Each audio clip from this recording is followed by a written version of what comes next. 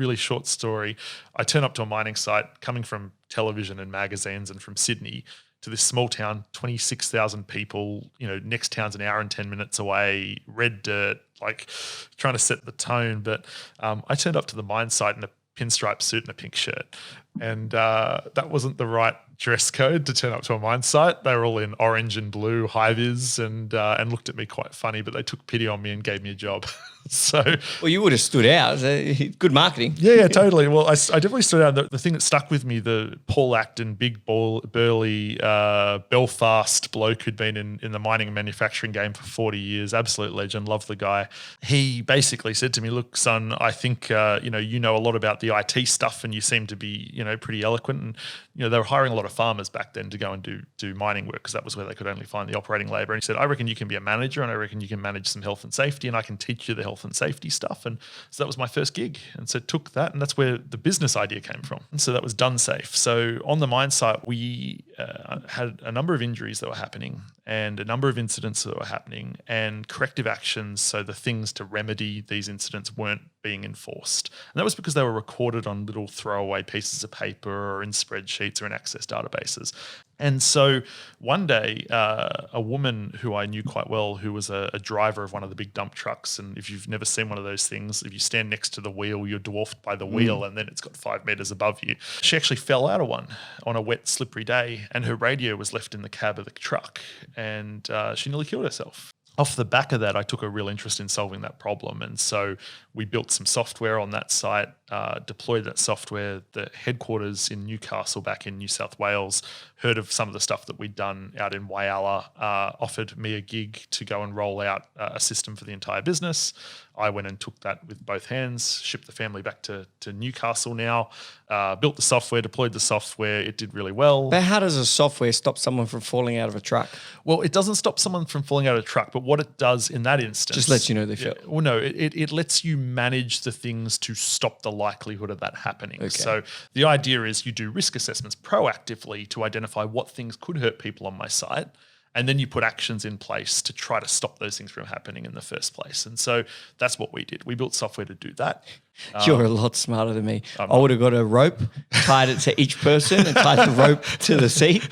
And you got to undo the rope before you Yeah, that's personal protective equipment. That stuff works too, to an extent. So I built Done Safe with a business partner. So again, I was really fortunate.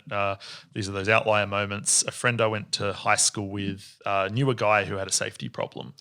And I had a solution for a problem and didn't have a customer. And so he connected the two of us and we ended up becoming business partners. And so over many beers, we kind of formulated what Done Safe became. We took that to market in 2013. We raised our capital in 2014. And off the back of that, I quit my day job, went full-time in. And we grew that business to, just shy of 1.5 million users over the next 6 or so years. And we exited that business to North American private equity. I think that businesses need to have a competitive advantage. And when you think about building a business, you're looking to build moats. So, and when we look to invest, we're looking at how many moats do they already have in play and what moats can they create over time. And by moats, you mean defensible strategy. That's exactly right. So, a defensible strategy could be patent protection. A defensible strategy might be the fact that you've got 15 years of experience and you've got customer connections and you can go and win market share more quickly because of that. Mm-hmm. And so there's different levels of moats, but that's one of the things that we always look for as an investor is, do they have them today? And if they don't, can they create them quickly and can we help them? How many moats do you have? Do you have sharks in one moat, a crocodile in the other one? Laser targeting laser sharks. Fucking things shoot people when they try to jump over. When I think about a defensible strategy, chucking some sharks in my moat, in my pool, I kind of look at it as 3 steps. The first thing is you look at the existing market and you're kind of like, okay, what's a niche in this market that there is no dominant brand in? There may be some small fry fish or something around that are trying to do it, but is there, for example, this is an obvious example, but for example, there were social medias. LinkedIn was the professional social media. Then it's a matter of speed to size. And that's when you see these companies on the bigger scale when you see these companies go raise fucking $2 billion, $100 million, and they just flood the market with a cheap product that's really good, that's revolutionary, or that just owns that category. And their strategy, the actual strategy towards that business is not to make a profit at that point. The strategy is market share. Because if I found a niche that no one else has, no one else can come in and take me. Yeah, well, what you've basically described is category ownership. So it's either creation of a category or domination of a category. And, when you think about that, the brand actually becomes almost a verb. Like, it does. Like Airbnb. Yeah, I'll Airbnb it, I'll afterpay it, I'll whatever it might be. So, and that's a very defensible strategy. Absolutely. And so what we look for being early stage investors, it's the scaffolding that exists to enable them with capital to win. Okay. And so, if you think about these businesses, the businesses that truly dominate, there are plenty of businesses that raise a ton of capital and fail. But if you have the right team and the right scaffolding and structuring in place with the right operational support to avoid the pitfalls and enough money, like you've got a really good chance of becoming that category leader. And so what tips would you have for any businesses in general that are raising capital? How do you make yourself look prettier? Look, I don't think it's about looking prettier. I think it's about being really authentic. So, when you're a VC, and especially when you're an operator-focused VC like we are, we see hundreds of companies. We see thousands of decks. We attend, dozens of events a month. And so we're constantly seeing founders. And so what we're looking for is somebody we trust. We're looking to build trust, and we're looking to build trust quickly.